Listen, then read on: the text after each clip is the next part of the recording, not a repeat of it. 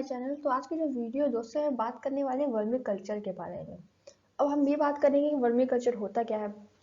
तो बहुत ही सिंपल तरीके से हम ये समझ लेंगे वर्मी कल्चर मीन्स, जैसे कि सामने लिखा हुआ है आप देख सकते हैं, vermi culture means artificial rearing और कल्टीवेशन ऑफ अर्थवॉर्म्स।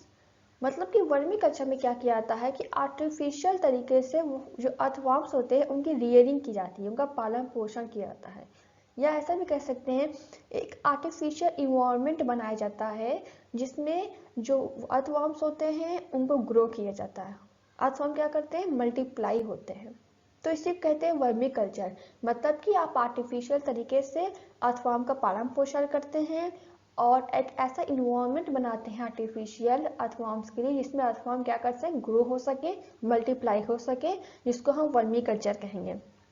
अब यहाँ पे ये बात आ जाती है कि हम क्यों अर्थवॉर्म्स को ग्रो कर रहे हैं, क्यों उसकी आर्टिफिशियल तरीके से रियरिंग करते हैं, क्यों हम वर्मी कल्चर करते हैं। बात यहाँ पे भी है, सवाल ही आ जाता है। तो वर्मी कल्चर हम इसलिए करते हैं ताकि हम वर्मी कंपोस्ट को बना सकें। अब वर्मी कंपोस्ट क्या होता है ये समझना है।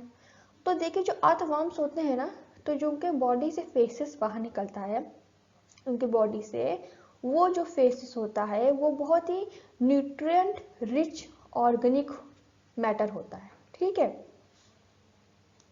तो जो अर्थवॉर्म्स होते हैं वो फूड खाते हैं, खाना पीना जो भी उनको खाना होता है वो खाते हैं, फिर अपनी बॉडी से जो फेसेस को बाहर निकालते हैं वो फेसेस ही क्या होता है, एज अ फर्टिलाइजर काम करता है।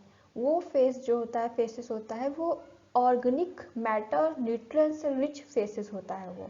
तो वो एज अ फर्टिलाइजर काम करता है, इसको सॉइल में मिक्स कर दिया जाता है। तो वर्मी कल्चर हम इसलिए करते हैं, आर्टिफिशियल रियरिंग, आर्टिफिशियल तरीके से अर्थवॉर्म्स को इसलिए ग्रो करते हैं ताकि हम उसका अर्थवॉर्म का यूज करके वर्मी कंपोस्ट को बना सकें।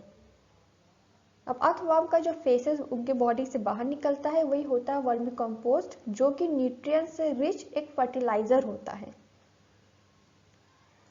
अब बात यहाँ पे ये आती है कि ये वर्मी कंपोस्ट बनता कैसे है। तो देखिए दोस्तों, इसकी मैं वीडियो अलग से बनाऊंगी कि वर्मी कंपोस्ट बनता कैसे, क्योंकि इसका बहुत सारा स्टेप होता है, स्टेप बाय स्टेप होता है उसका एक। ठीक है, लेकिन यहाँ पे एक सिंपल तरीके से, एक साधारण तरीके से मैं नॉर्मल लैंग्वेज में आपको समझा देती हूँ कि वर्मी कंपोस्ट को बनाना कैसे है। तो वो ये है कि पहले आप एक डिब्बा ले लीजिए जिसको आप ऊपर से बंद कर सकें।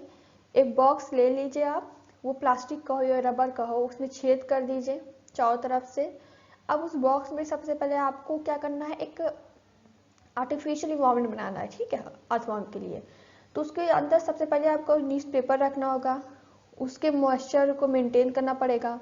तो न्यूज़पेपर रखना है तो मतलब कि ऐसा होता है ना कि मॉइस्चर हो, टेम्परेचर हो, सब मेंटेन होना चाहिए। तो मॉइस्चर का, टेम्परेचर का आपको ध्यान देना है। तो बॉक्स में सबसे पहले न्यूज़पेपर डालिए, उसको मॉइस्ट करिए वाटर डाल के, उसके बाद उसको सोक होने दीजिए। फिर उसके बाद उसमें आप डाल दीजिए ऊपर से मिट्टी डाल दीजिए, सॉइल डाल दीजिए। फिर सॉइल डालने के बाद, सॉइल सूखी नहीं चाहिए, उसको भी आपको नम करना है। फिर उसके बाद सॉइल डालने के बाद आपको उसके ऊपर क्या करना है, वो डालना है, फूड्स वगैरह डालने हैं। जैसे कि आप समझ लीजिए पत्तियां हो गई, वेजिटेबल हो गया, या फूड वगैरह हो गया, या फिर एक शेल होता है ना, एक शेल, क्रस्ड एक शेल्स हो गया, या टी बैग्स हो गए, ये वेजिटेबल हो गया, फूड हो गया, ये सब आपको उसमें डाल देना है। उसको डालने के बाद देखिए उसमें आपको बोन्स या मीट वगैरह नहीं डालना है। ठीक है, इसका ध्यान देना है। उसको डालने के बाद उसको आपको एक दो हफ्ते तक छोड़ देना है ताकि वो क्या हो जाए, वो हो जाए, डाइजेस्ट हो जाए जो भी सामान आपने डाला है खाने पीने का। फिर उसके बाद आपको उसमें डालना होगा अर्थवॉर्म्स को, अर्थवॉर्म्स को डालना पड़ेगा।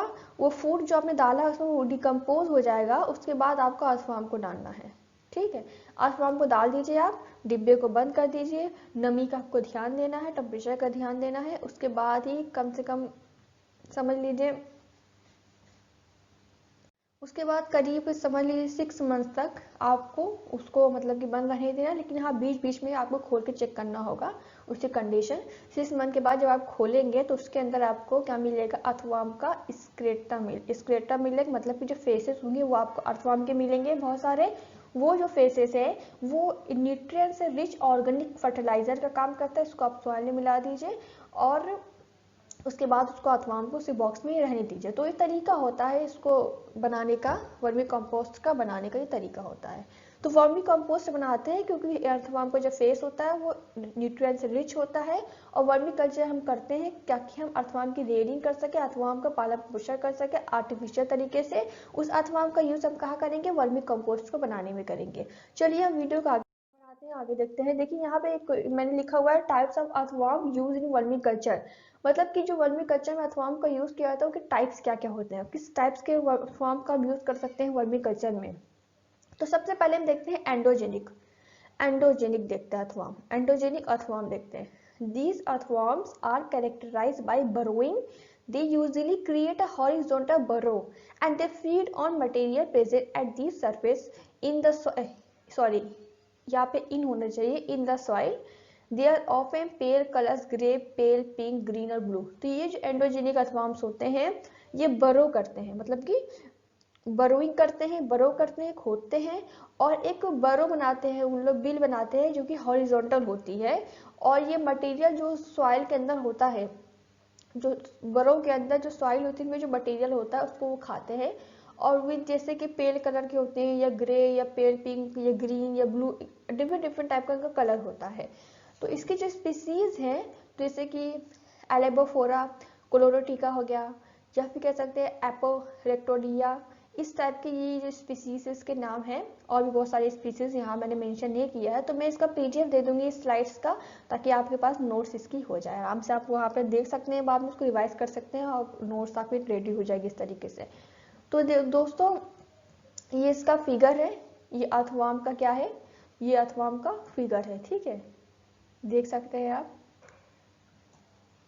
ये पेल कलर का, ग्रे या पेल पिंक कलर का, डिफरेंट डिफरेंट टाइप के इसके कलर होते हैं।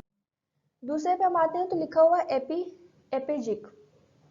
These epigic earthworm. These earthworms are found on the upper surface of the soil. ये soil के upper surface पे पाए जाते हैं। They feed on leaf litter. They do not burrowing. They are often bright red or reddy brown. They do not contain stripes. तो यहाँ पे हमने बताया कि अर्थवर्म जो होते हैं वो पाए जाते हैं अपर सरफेस पर, जो घास फूस होता है, लीफ लिटर मतलब घास फूस वगैरह जो होता है उसको खाते हैं, बरो नहीं करते हैं ये, और इसमें स्ट्राइप्स नहीं पाया जाता, मतलब विधाइयाँ नहीं होती, और ये ब्राइट रेड या रेडी ब्राउन कलर के ये अर्थवर्म होता है। इनकी स्पीसीज है ये लुम्ब्रिकस फ्रेंडली या लुम्ब्रिकस रुबेलस, ये इसके स्पीसीज के नाम यहाँ दिए हुए हैं। और ये क्या है, इस अर्थवर्म का फिगर है। तो आप इस फिगर को यहाँ पे अच्छे से देख सकते हैं।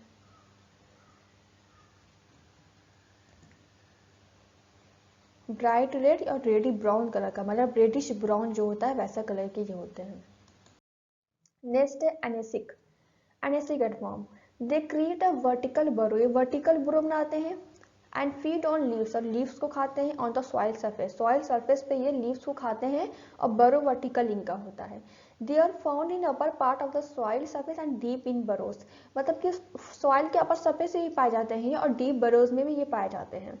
In grassland, casting of these can be found. They are darkly colored at the head and red or brown and have paler tails.